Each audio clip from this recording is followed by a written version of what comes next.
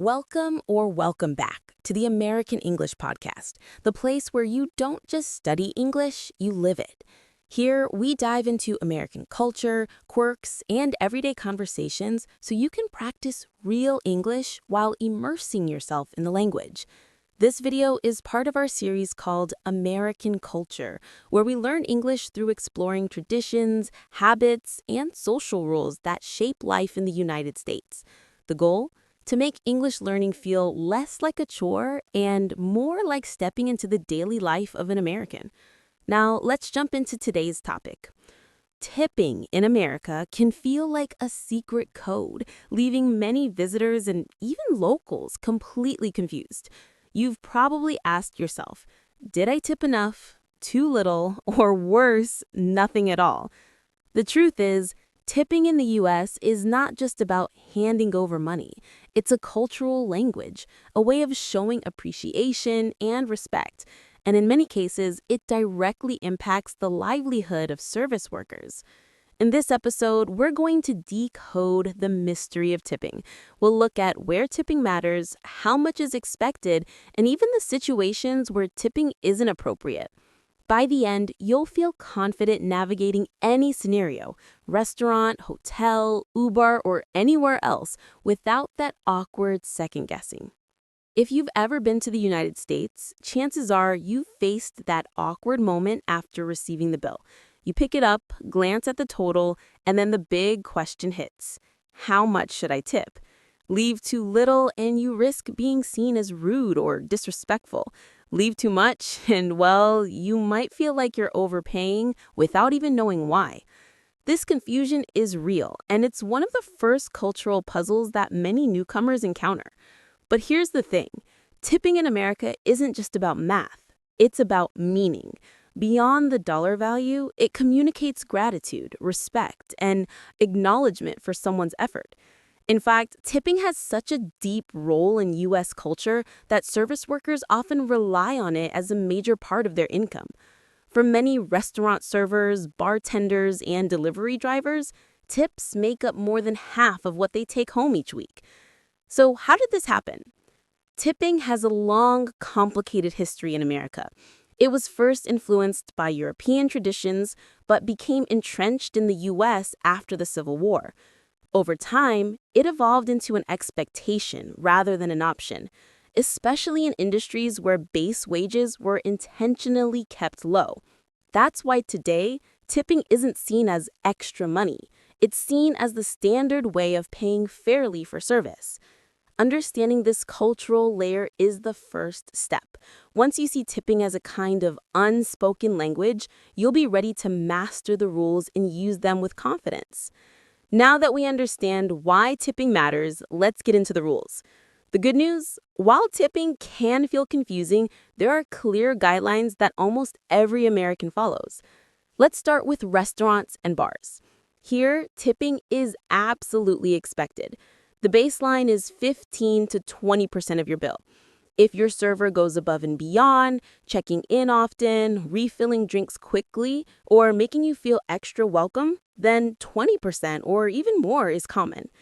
On the other hand, if the service was noticeably poor, some people dip closer to 10%, though leaving nothing at all is very rare and often seen as disrespectful. For personal services like hairdressers, barbers, or nail technicians, the range is usually 18 to 25%.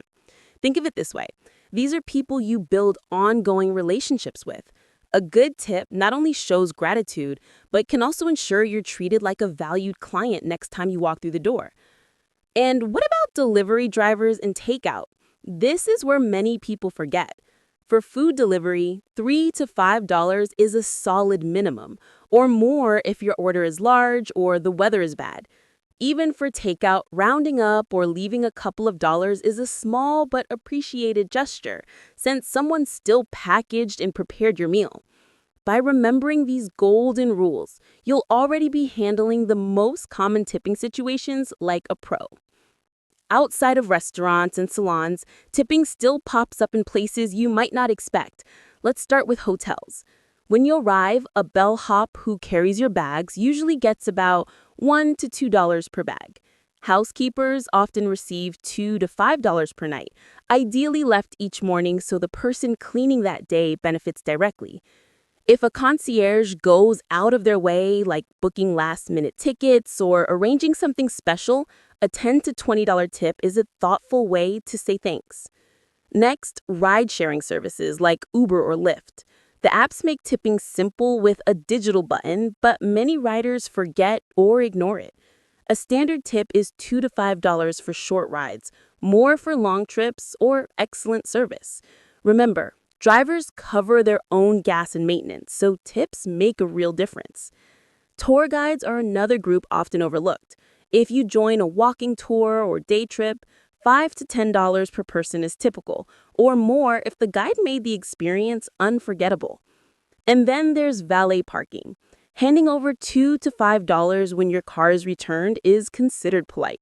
These moments might feel small, but they add up to powerful gestures of respect. By tipping in these less obvious scenarios, you show cultural awareness and appreciation for services that often go unnoticed. It's these little details that make you stand out as not just polite, but truly in tune with American customs. Now, let's clear up one of the biggest misunderstandings.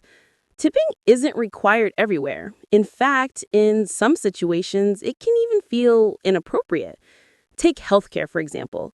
Doctors, nurses, and other medical professionals don't accept tips. It crosses professional boundaries and can raise ethical issues. Instead, if you want to show gratitude, a heartfelt thank you card or a small gift basket for the whole team goes a lot further. Teachers are another important example. While they certainly deserve recognition, handing them cash or tips is not the norm. Instead, parents often show appreciation through classroom supplies, gift cards, or thoughtful notes. The same goes for police officers, firefighters, and other public servants. Their roles are seen as civic duties, not tip-based services. Retail employees also fall into this category. If you're shopping at a clothing store or supermarket, the workers there are not expecting tips. Their job is tied to customer service, but their income isn't built around gratuities. Similarly, self-checkout lanes or quick counter service spots where no direct service beyond the transaction is provided don't require tipping either. These boundaries matter because tipping in the wrong place can send the wrong message. In some cases, it may even embarrass the worker or create discomfort. The key is knowing when a tip is culturally appropriate and when a simple smile and thank you is the respectful choice. At the end of the day, tipping is less about numbers and more about understanding the why. In the U.S., tips often make the difference between surviving and thriving for service workers. That's why approaching tipping with confidence means remembering its impact. It's not just a transaction, it's a gesture that says, I see your effort and I value it. One choice you'll often face is digital versus cash. Digital tips are quick and easy, especially with apps like Uber Eats or card readers at cafes. They're convenient, but sometimes workers wait longer to actually receive them. Cash, on the other hand, is immediate, and many service workers quietly prefer it. There's no right or wrong. It depends on what feels right for you in the moment. As you get used to American tipping culture, you'll develop your own personal philosophy. Maybe you round up generously because you've worked in service yourself. Or maybe you stick to standard percentages, but always make sure you leave something. The point is, with a little cultural awareness, you'll never feel lost staring at a bill again. Instead, you'll feel confident, respectful, and connected to the people serving you. So next time you're in the US and that bill lands on your table, you'll know exactly what to do. Thanks for watching the American English Podcast, part of our American Culture series. If you found this helpful, hit that subscribe button, give this video a thumbs up, and share it with someone planning to visit the US. See you in the next episode.